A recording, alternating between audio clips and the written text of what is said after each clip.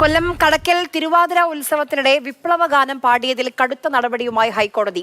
ക്ഷേത്രോത്സവങ്ങൾ രാഷ്ട്രീയ മുദ്രാവാക്യങ്ങൾക്കും വിപ്ലവഗാനങ്ങൾക്കുമുള്ള ഇടമല്ല എന്ന് കോടതി. അലോഷിയുടെ പരിപാടി സ്റ്റേജ് ലൈറ്റിംഗുകൾ കണ്ട കോടതി ഇതെന്താണെന്ന് കോളേജ് വാർഷികമാണോ എന്നും ചോദിച്ചു. ക്ഷേത്രങ്ങളുടെ പേരിൽ വ്യക്തികളും സംഘടനകളും നടത്തുന്ന പണപ്പിരിവുകളും കോടതി നിരോധിച്ചു.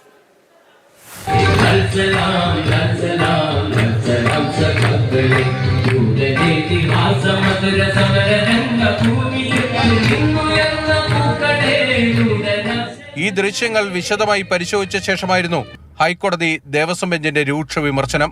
ആരാണ് ഈ പരിപാടി സംഘടിപ്പിച്ചത്? ഇവർ പണപ്പിരിവ് നടത്തിയിട്ടുണ്ടോ? ഡിവൈഎഫ്ഐ സിന്ദാബാദ് എന്ന് വിളിക്കുന്നത് ക്ഷേത്രമുറ്റത്താണോ എന്നും കോടതി ചോദിച്ചു. ആരാണ് ഈ പാട്ടുകാരൻ? അലോഷി എന്നാണ് പേരെന്ന് ഹർജിക്കാരൻ. സ്റ്റേജിലെ ലൈറ്റിങ്ങുകളും വീഡിയോ വാളും കണ്ട കോടതി കടുത്ത വിമർശനങ്ങളിലേക്ക് കടന്നു. ഇത് ക്ഷേത്രോത്സവമോ അതോ കോളേജ് ആനുവൽ ഡേയോ? ആരാണ് ഇതിനൊക്കെ പണം മുടക്കുന്നത്? വിശ്വാസികളുടെ പണം ദൂർത്തടിക്കാനുള്ളതല്ല. പണം കൂടുതലുണ്ടെങ്കിൽ ക്ഷേത്രത്തിൽ അന്നദാനം നടത്തൂ. ക്ഷേത്രോപദേശക സമിതികൾ രാഷ്ട്രീയക്കാർക്കുള്ളതല്ലെന്നും കോടതി ചൂണ്ടിക്കാട്ടി. ക്ഷേത്രങ്ങളിൽ ഭക്തിഗാനമേളകളാണ് വേണ്ടത്. സിനിമാ പാട്ട് പാടാനാണോ ഉത്സവങ്ങളെന്നും കോടതി ചോദിച്ചു. സംഭവത്തിൽ തിരുവിതാംകൂർ ദേവസ്വം ബോർഡ് ഹൈക്കോടതിയിൽ കൈയൊഴിഞ്ഞു.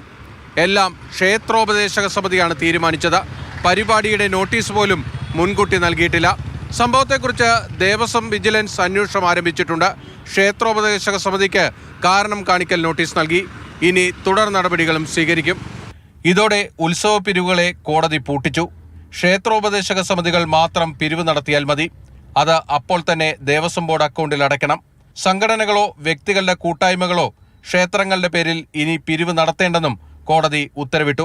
കടക്കൽ സംഭവത്തിൽ CPM-നെതിരെ BJP രംഗത്ത് വന്നു. കഴിഞ്ഞ ലോക്സഭാ തെരഞ്ഞെടുപ്പ് കഴിഞ്ഞോടുകൂടി CPM-ന് ആകെ ഒരു പരിഭ്രാന്തി വന്നിരിക്കുക. അപ്പോൾ അതുകൊണ്ടാണ് ഇങ്ങനെ ഇപ്പോൾ ക്ഷേത്രങ്ങൾ, ആരാധനാലയങ്ങൾ അവിടെ എല്ലാം കടന്നുകൂടി പിടിച്ചെടുത്ത് വിശ്വാസികളുടെ പിന്തുണ കിട്ടുമെന്നാണ് അവർ വിചാരിച്ചത്. പക്ഷെ അവർ മനസ്സിലാക്കുന്നില്ല, അവരുടെ ഈ നടപടി വിശ്വാസികളിൽ നിന്ന് അവർ കൂടുതൽ അകറ്റി. കടക്കൽ വിപ്ലവഗാനത്തിൽ ദേവസ്വം പ്രിൻസിപ്പൽ സെക്രട്ടറിയെ കോടതി കക്ഷി ചേർത്തു. സർക്കാർ നിലപാട് അടുത്തയാഴ്ച ഹൈക്കോടതിയെ അറിയിക്കണം. മാതൃഭൂമി ന്യൂസ്, കൊച്ചി.